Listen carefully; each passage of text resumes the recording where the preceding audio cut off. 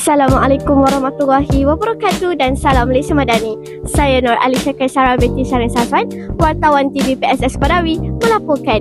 Pada hari Jumaat bertarikh 9 Januari 2026, warga Padawi telah mengadakan program pendaftaran pelajar tingkatan 1 SMK Dato' Haji Ahmad Padawi bagi tahun 2026. Tanpa melengahkan masa lagi, mari kita saksikan.